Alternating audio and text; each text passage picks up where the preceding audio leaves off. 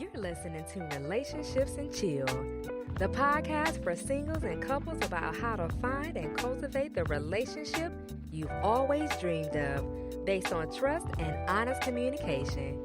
Why waste your time going through the typical dating obstacle course, only to end up with drama, jealousy, and heartbreak, when you can find the love of your life and live happily ever after? So sit back, chill, and get ready to make relationships great again.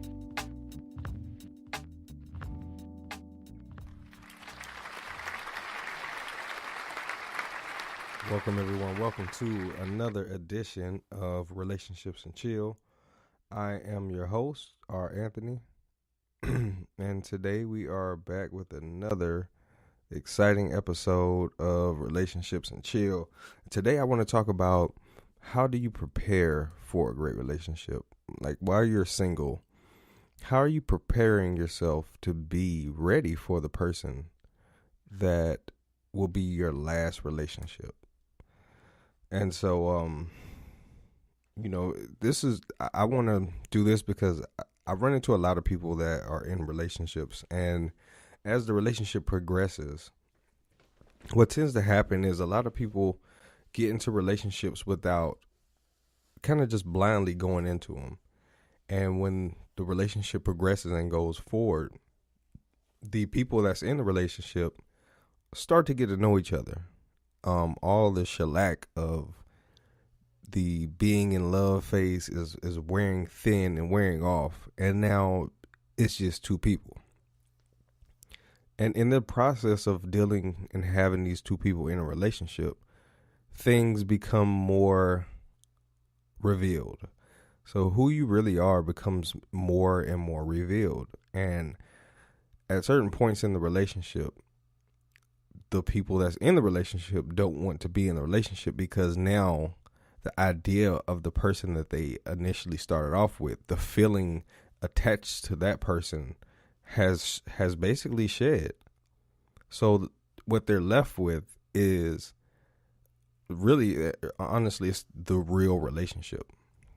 And let me turn my music on. I need some background music, but I'm not gonna forget that thought.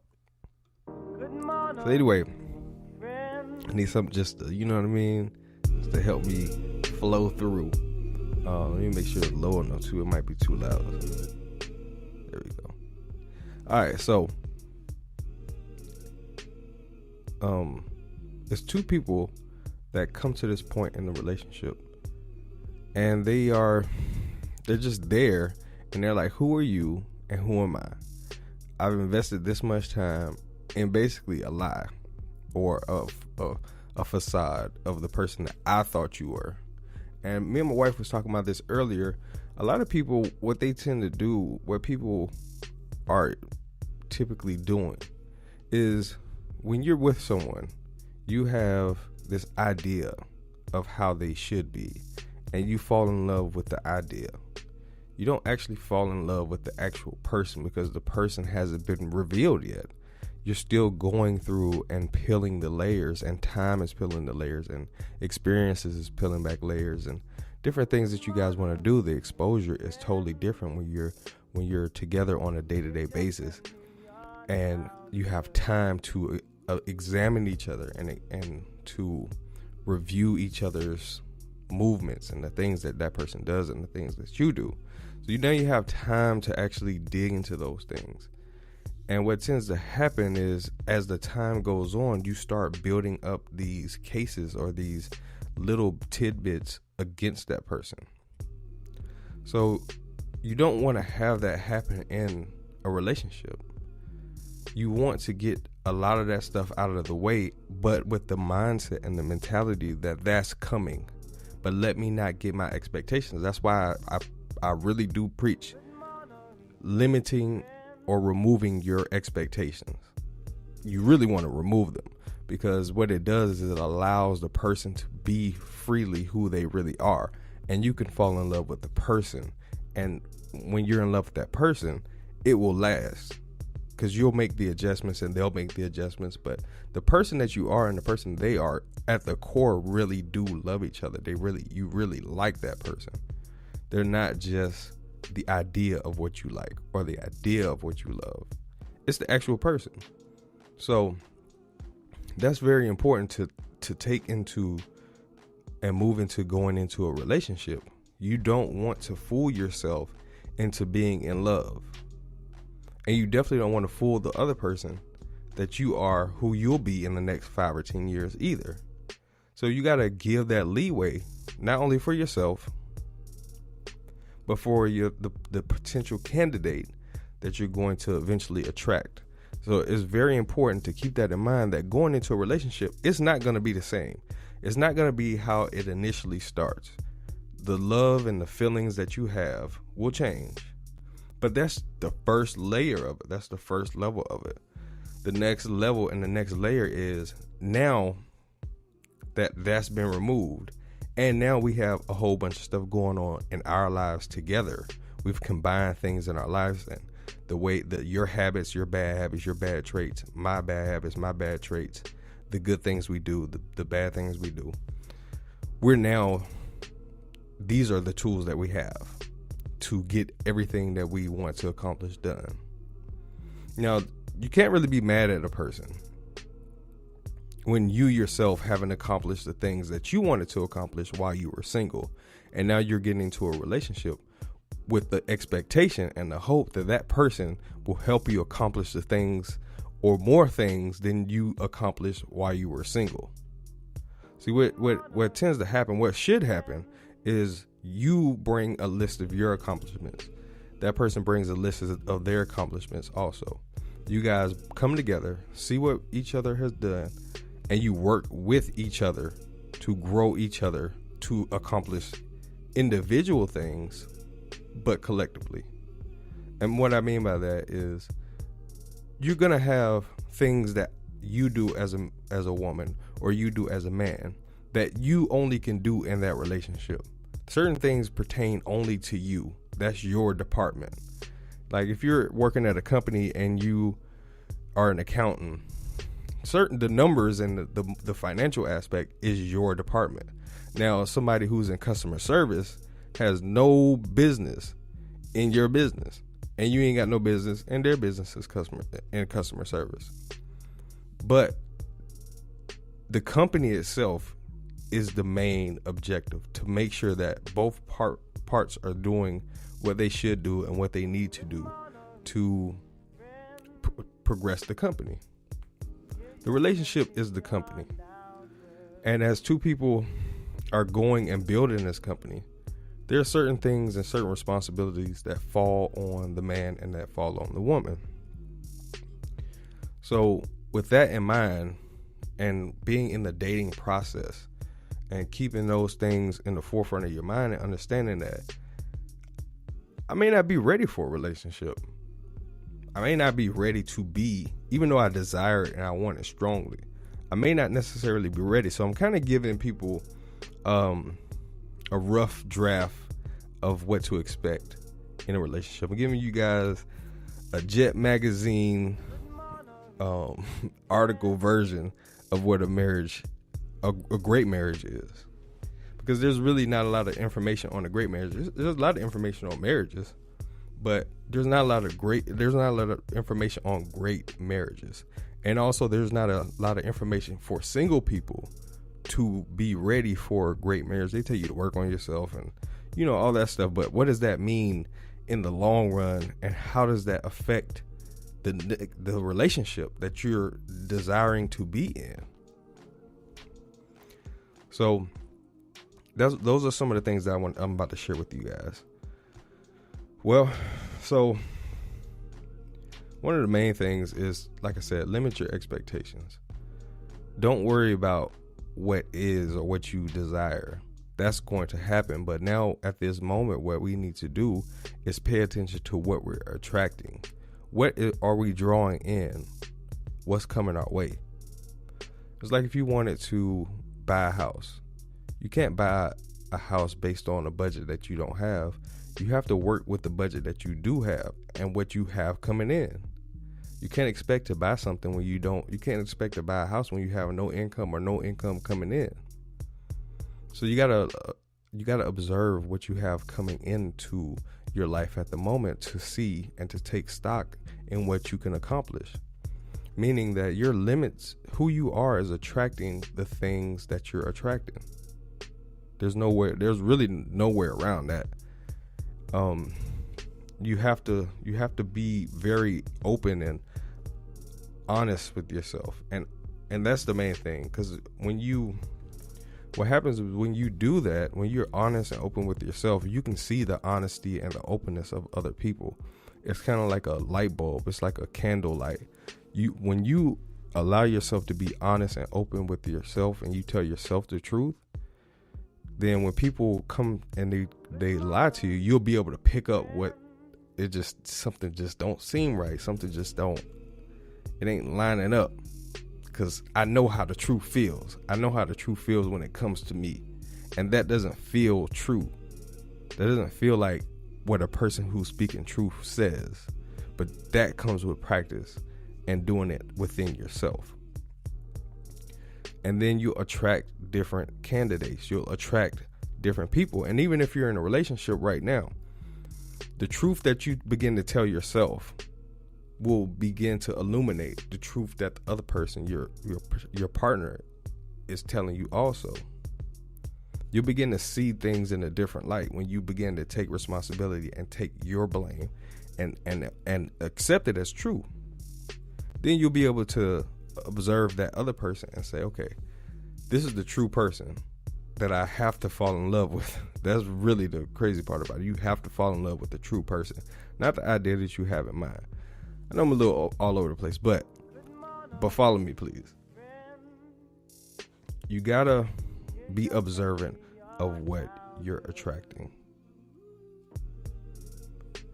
Know what you're attracting and kill your expectations, because your expectations will create a false narrative. It will create the idea that you want to see, not the idea and the truth of what is. You got to seek the truth.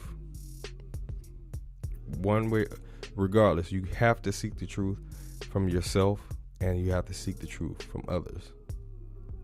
And the truth has a way of revealing itself. It's a trail, but it's also an observation in terms of a pattern. So when a person has a certain set pattern, and that pattern changes, and you're in flow and you notice that change, you'll be able to kind of tie it back to when, and you'll be able to see the subtle changes that you probably wouldn't have noticed had you been in any other mental space. But when you're in an open mental space and you're in a state of seeking the truth and living by the truth, then the truth is what makes you free. It makes you free not only just from the lies that you've created, but it makes you free to actually see things the way they are, and to love people and to love things the way they actually are. So it makes you free. It makes you free to actually love, because you're loving from a genuine place, meaning that you can love your own idea, but it may not be true. Or you can love from a true place, even though it's not your own idea. So your own ideas will create your reality that makes you fall in love with your own idea, but it's not true. And so you become trapped. You become ensnared. You become imprisoned by your own ideas, which pretty much equals a lie.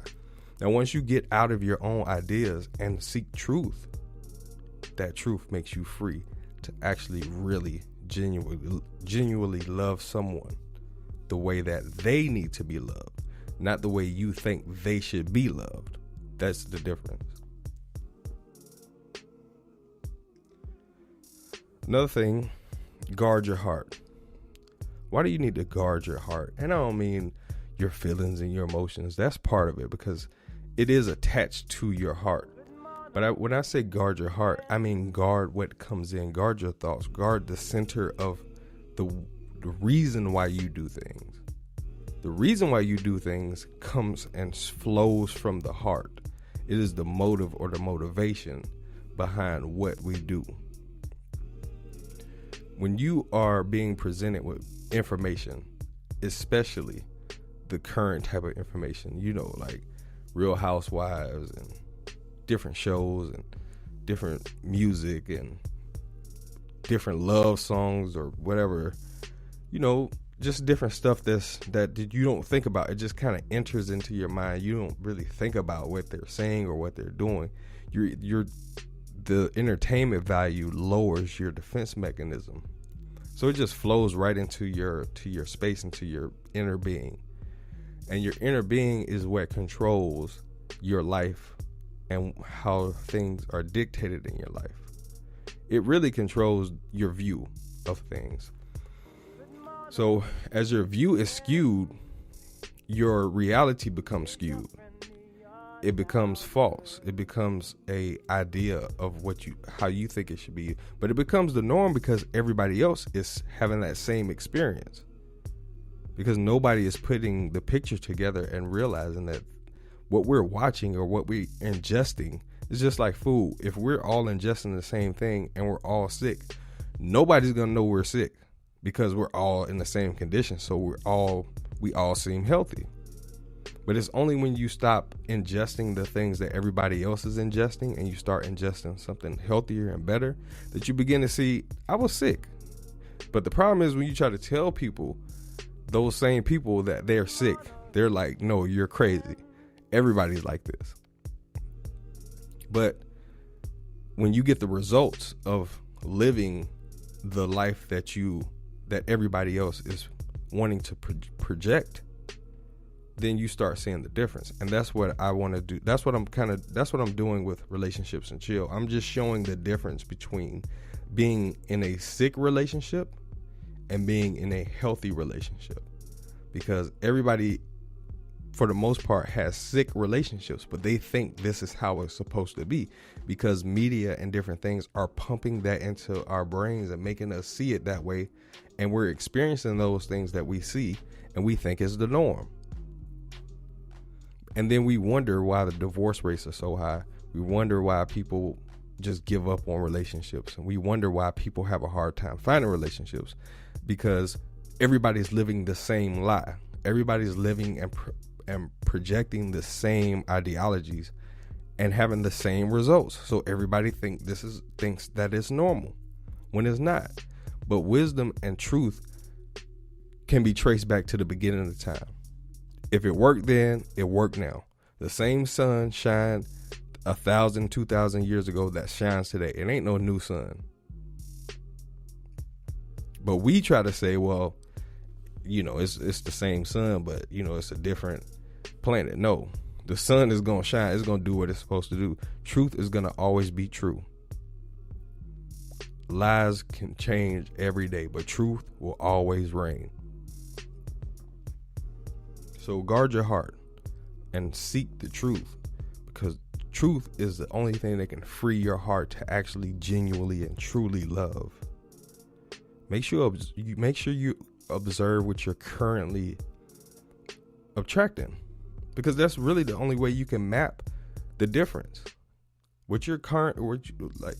As you go through and listen to Relationships and Chill, and you start using the things that we're suggesting, you'll begin to see that there's a slight difference in the type of people that you attract. There's a slight difference in the places that you want to go. There's a slight difference in the things that you want to eat. It'll be differences that you will absolutely 100% notice. Your mind will begin to change. And as your mind begin to change, the people that you will attract and draw in will begin to change also. It cannot stay the same. Nothing can stay the same. It's either decaying or dying, or it's growing and getting stronger. But you're determining which one is getting stronger. You're either getting stronger in the truth, or you're going to get stronger in lies. But be likable. Be friendly. Be cool. And just enjoy the process. Don't think the process is more important than the destination. But at the end of the day, the journey and the process is shaping you for the destination. It's shaping you for it. But don't lose sight of the destination, because you'll get stuck in the journey or in the process and wonder why in 10, 15 years you're still looking for that man, or you're still looking for the wife and the woman of your dreams. It don't take that long. It don't take that long to get from Georgia to California. It takes longer than it does to get from Georgia to Texas, but I can still calculate my journey from Georgia to California because other people have taken it before also. So I can use some of the stuff that, here, there, that the people that have went on that journey. It should take me about 4 days. It shouldn't take me about 30 years to find a person, when there's a lot of people that's finding them by the time they're 30. I know I did. I learned from my mentors. I learned from the older people. I studied them because they had more truth than the younger people. They had more truth than I did. And this podcast is designed for that. I have the results that I want, and I just want to share those with people so that they can get the results that they want. But I'm only going to do it with truth. I'm not going to paint a pretty picture for you. I'm not going to make it what it's not. I'm only going to give you the truth.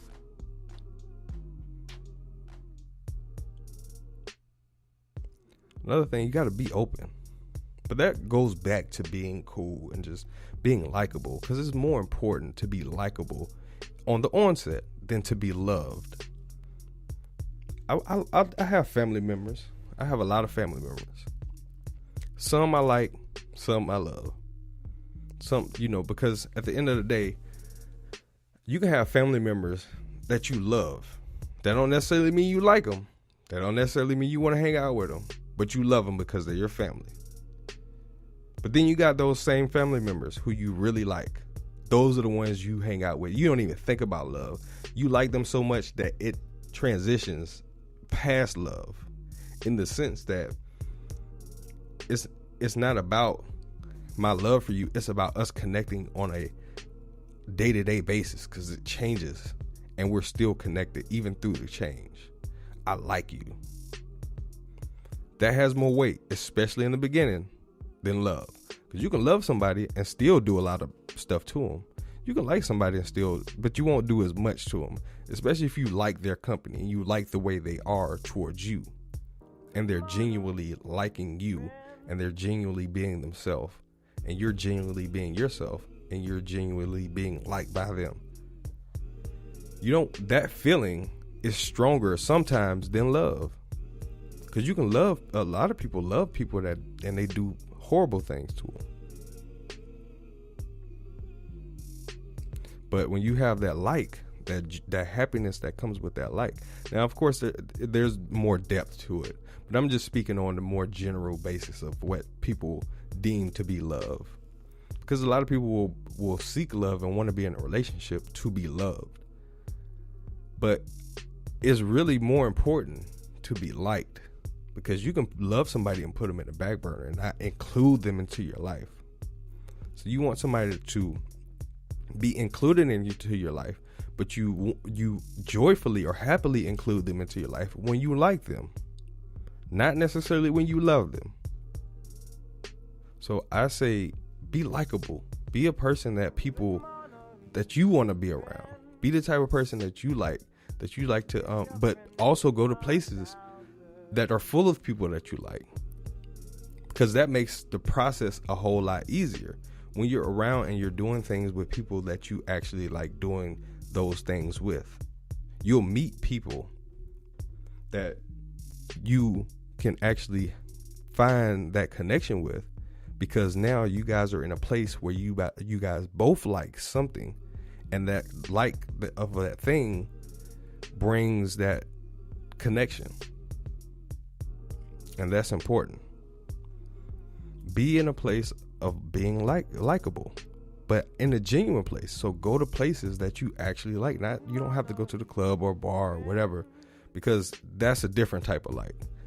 In the sense that going out and having a drink and doing all that stuff is a pointless like. It doesn't progress you in any way.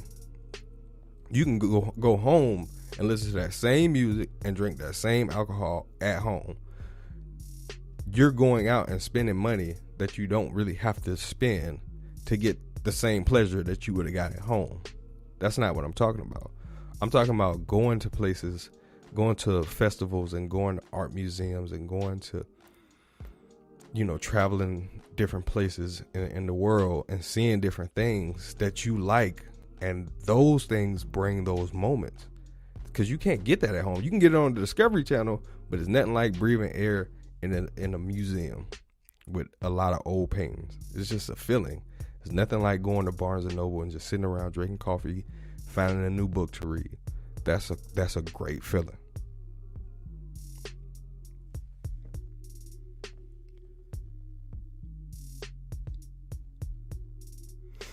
So,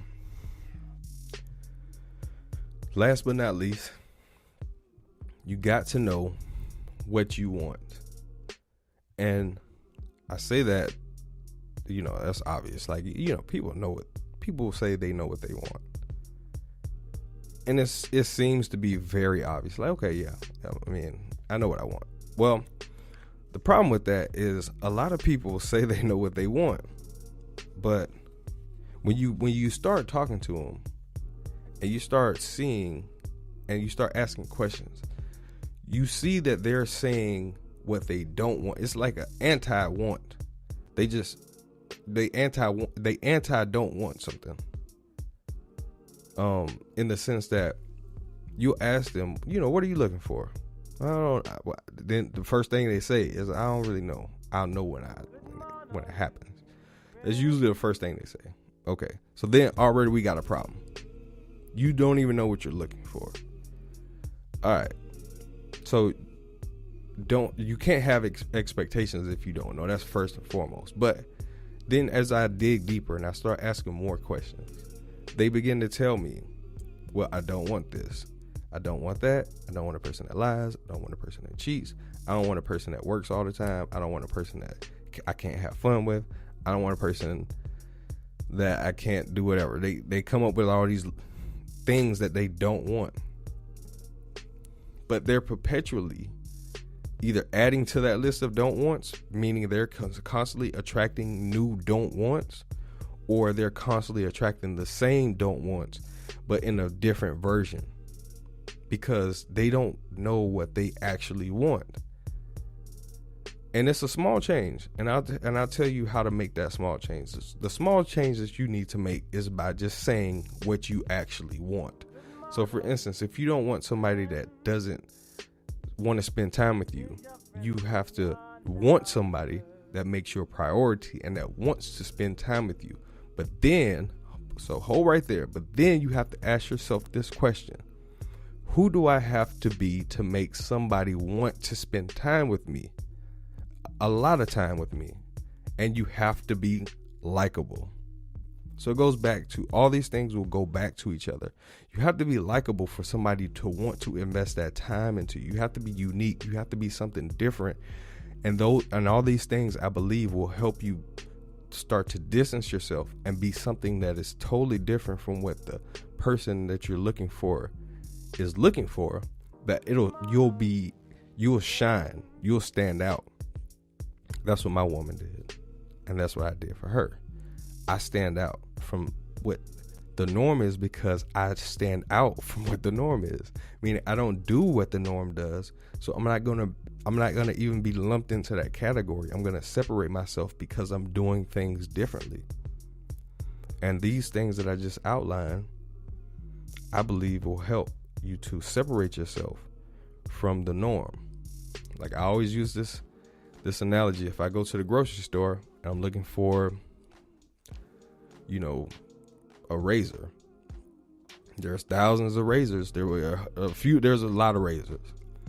But as I'm going through the aisle, I'm gonna look more in depth at the razors. Okay, this one has 5 blades, and it has got the little reverse razor on the side, so I can line my mustache up. and it has all these different bells and whistles, whereas this one only has 3 blades and that one has 3 blades, but it's, so you start going through, and what makes it stand out is what the details is.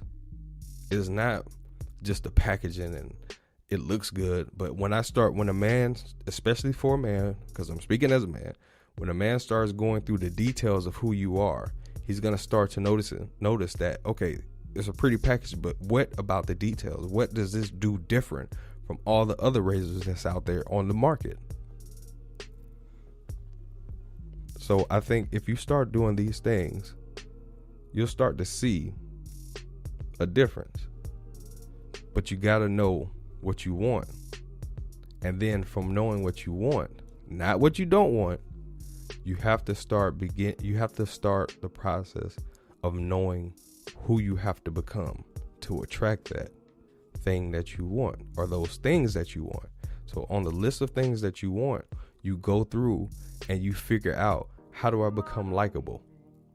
How do I become someone that someone trusts? How do I become somebody valuable that can assist, that can help, and that can facilitate and help somebody grow to become better? Because what you give, you will receive back. Who you are is what you will attract.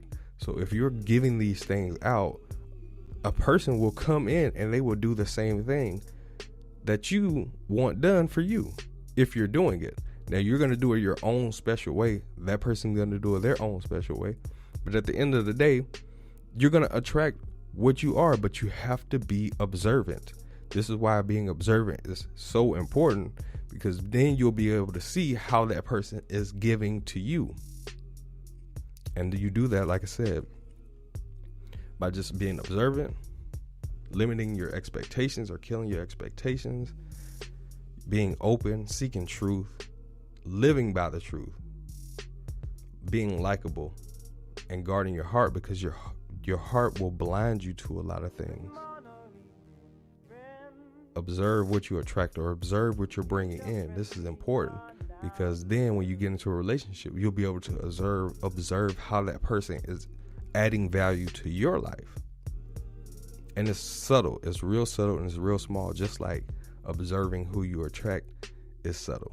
It's not just they come out and just tell you, I'm a liar, I'm a thief, and I do all these things. No, it's subtle. You start to pick up little signs.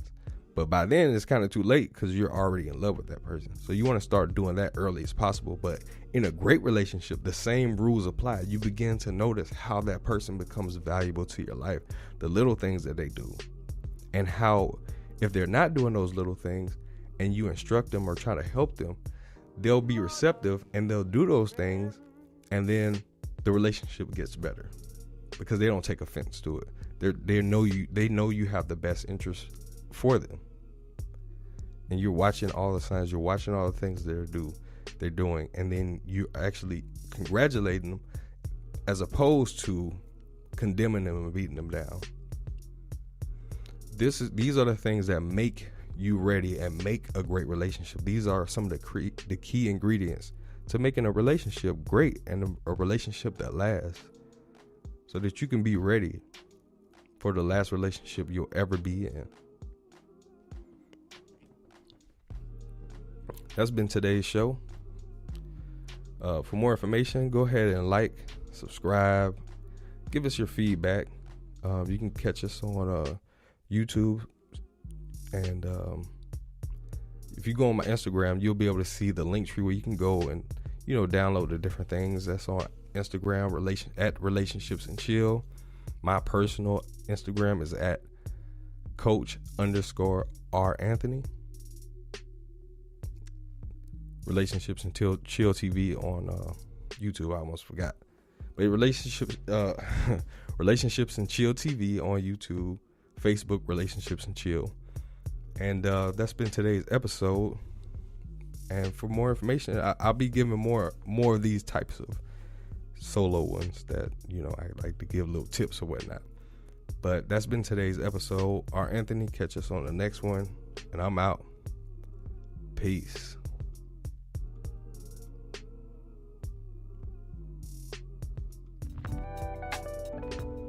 Thanks for listening to Relationships and Chill. For more information on cultivating the relationship of your dreams, please follow us on Instagram or Facebook at Relationships and Chill, or subscribe to our YouTube channel at Relationships and Chill TV. You can also visit our website at www.relationshipsandchill.com. Together, let's make relationships great again.